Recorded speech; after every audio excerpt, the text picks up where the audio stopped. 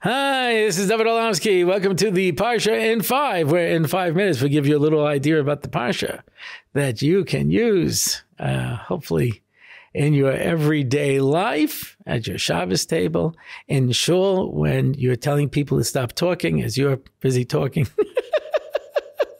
Why is it the people who are always talking are the ones who are shushing everyone? But anyway, Parsha's Beshalach. So the concept of Parsha Beshalach, I'm going to say, is like this. Yeah. Parsha's Bo is what? That's where we agree to marry God. Yeah. Where we say, Zacharti lach chesed nu rayich, ahavas klula sayich, the love of the Kala. Lech tech acharai b'midbar, eretz lo zeruah. I didn't need the second part of the pasuk, but I just wanted to show you my high note. Anyway, we follow him like a Kala. And then we come to Har Sinai. And there are many, many Chazal that compare Har Sinai to a marriage. Which means that if Parsha's Bo is when we agree to get married, and Parsha's Yisro is where we get married, Parsha's Beshalach is the engagement. And this is, in fact, the engagement of the Jewish people. It's interesting. I said this to somebody once, and they said, well, that makes sense, because then the Esser Makos are the dating. How appropriate. In any event, what is there that comes with the engagement? What do we have to accomplish between the Kiddushin and the Nesuin, that process that has to be learned? What has to be accomplished is to trust the person that you're going to marry, that I know I can depend on them. You hear sometimes couples say, I don't want you to take me for granted. Really? You want me to come home every day and think you might not be here? Of course I should take you for granted. I take it for granted that you're going to be here every single day.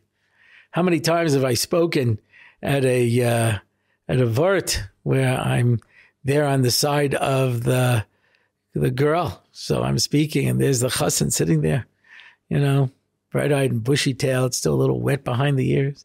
And I say, it's so beautiful because marriage is forever, forever, and forever, and forever. And he starts sweating. But you have to learn that I can depend on the person. I can trust him. And that's why everything that goes on here comes down to trust. Moshe Rabbeinu says, let's go backwards now and put ourselves against the sea so we have no place to run away. And that way, when Paro comes, he'll think he's going to destroy us. And they said, Ein lanu ela divrei ben Amram. What are we going to do? Got to trust Moshe over here. Got to trust somebody. And they wander in the desert and they find water and it's bitter. And Moshe takes a bitter stick and puts it in and it becomes sweet because they didn't realize that bitterness and sweetness is all coming from HaKadosh Baruch Hu. And then they said, we have no food to eat. And the next morning, food falls out of the sky. But you can't hold on to it. It melts. If you try, like Dasan and Aviram did, it becomes wormy and disgusting. You're going to wait every single day to see whether or not you get your food. And otherwise, you're in the desert, millions of people with nothing to eat, and hope for the best. The Chaim had a little makolet, little grocery store. He only kept it open each day so that he had enough money for that day. There's a pizza store in Bayit Vegan called Trevi's Pizza. I don't know if this is still true. I know years ago it was true because I heard it from some of his customers that he only opened in the afternoon. In the morning he learned. And he cheshboned how many pizza boxes he needed to make because that's how many pizzas he had to sell to cover his expenses and have enough money for that day. And he would make that many pizza boxes, and after he sold it, he would close the store and go back to the Beis Medrash. This is what I heard. I'm not Pesach Kron. I never checked it out. But I have enough for today. And that's what the Jews in the Midbar had to learn. And until they learn this message, they're not ready for Matan Torah. And that's why at the very end, after the whole story with the water, where Moshe has to use his mata to break the rock and get the water, so they said and refidim, Hayesh Hashem b'kirbeinu em ayin. Is God really with us or not? And the result of that was Amalek attacked.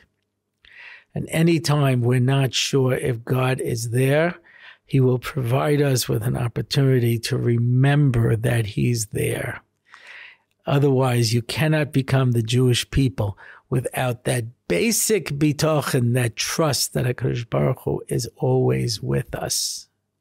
As the poem of the little girl in Auschwitz that was found said, I believe in the sun even when I don't see it shining, and I believe in God even when I can't see his goodness. We should prepare ourselves for Matan Torah by building on our bitochen in Mirza Hashem. Everyone should have a good Shabbos.